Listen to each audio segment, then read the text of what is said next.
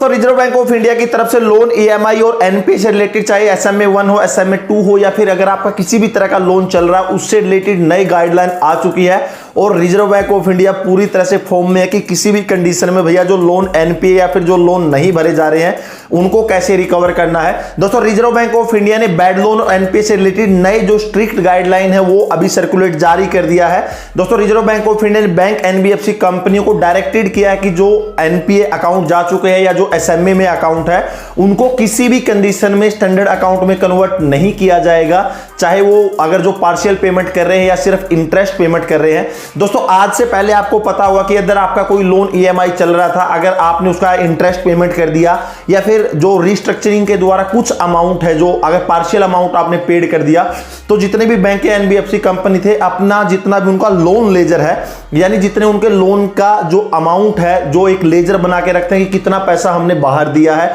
Loan पर, उनका laser है दोस्तों, उसको क्लीन रखने के लिए, उसको स्टैंडर्डाइज रखने के लिए अगर आप पार्शियल पेमेंट कर देते थे या फिर सिर्फ जो इंटरेस्ट लगा है अगर उसको भी पेमेंट कर देते थे, तो बैंक या एनबीएफसी करते क्या थे कि आपका जो लोन है अगर वो एनपीए में गया हुआ है या एसएमए कैटेगरी में यानी स्पेशल मेंशन अकाउंट अगर उसमें गया हुआ है तो उसको वो स्टैंडर्ड अकाउंट कर देते थे। लेकिन रिजर्व बैंक ऑफ इंडिया ने अभी सभी बैंक और एनबीएफसी कंपनियों को दोस्तों मना कर दिया है। रिजर्व बैंक ऑफ इंडिया ने जो दोस्तों नया रूल है जिसको IRACP यानी income recognisation and asset classification and provisioning pertaining to advance जारी कर दिया है। इसमें दोस्तों आरबीआई ने क्लियर कर दिया कि यदि किसी का लोन ईएमआई है अगर वो एनपीए में गया हुआ है, एसएमए की कैटेगरी में गया हुआ है यानी जो स्पेशल मेंशन अकाउंट है, या जिन्होंने 1 या 2 दिन भी अगर लोन ईएमआई पेमेंट नहीं की है, तो बोरोवर को दोस्तों अगर वो अभी पेमेंट करते हैं, पार्शियल पेमेंट करने से काम नहीं चलेगा। यानी अगर आपका कोई लोन गया हुआ और बैंक वाले बोलते हैं कि भैया इंटरेस्ट पेमेंट कर दीजिए या कुछ पार्शियल पेमेंट कर दीजिए,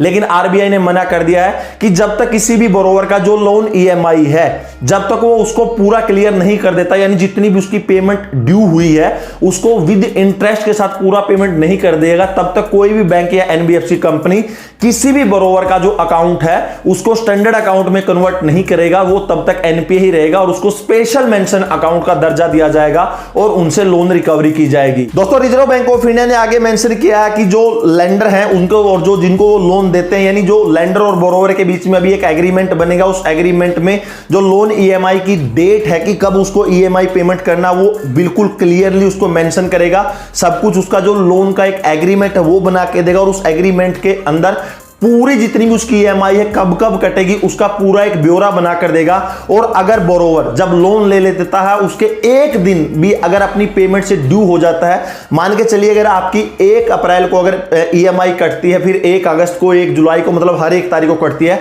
अगर वो 1 दिन भी मिस कर देगा तो उसका जो अकाउंट है ओवरड्यू माना जाएगा और उसको SMA 1 की कैटेगरी यानी स्पेशल मेंशन अकाउंट में डाला जाएगा। दोस्तों रिजर्व बैंक ऑफ इंडिया की नई गाइडलाइन आ चुकी है। यदि दोस्तों आपका भी लोन ईएमआई अगर ऑलरेडी एनपीए में गया हुआ है या आपने पेमेंट नहीं किया है, तो आरबीआई ने क्लियर कर दिया कि भैया अगर आपको आपका अकाउंट है एनपीए या एसएमए से हटाकर अगर उसको स्टैंडर्ड अकाउंट में कन्वर्ट करवाना, तो उसके लिए आपकी जो लोन अमाउंट है, जितनी लोन अमाउंट बाकी थी उसके साथ इंटरेस्ट मिला के, प्रिंसिपल अमाउंट मिला के पूरा बैंक या एनबीएफसी कंपनी को पे करना पड़ेगा, तभी वो आपको अकाउंट स्टैंडर्ड अकाउंट माना जाएगा, तभी कोई भी बैंक आपके अकाउंट को स्टैंडर्ड अकाउंट में कन्वर्ट करेगा। फाइनली आरबीआई का जो IRACP है, ये जो रूल है, जो न्यू कॉन्सेप्ट है, ये आ चुका है। इसी के हिसाब से सभी बैंक और एनबीएफसी कंपनी काम करेगी। वो चाहकर भी आपके लोन अकाउंट को स्टैंडर्ड में कन्वर्ट नहीं कर सकती। तो दोस्तों अगर आपका भी कोई लोन ईएमआई चल रहा है तो आपको पता होना चाहिए कि आरबीआई के न्यू रूल आ चुके हैं। मेरे हिसाब से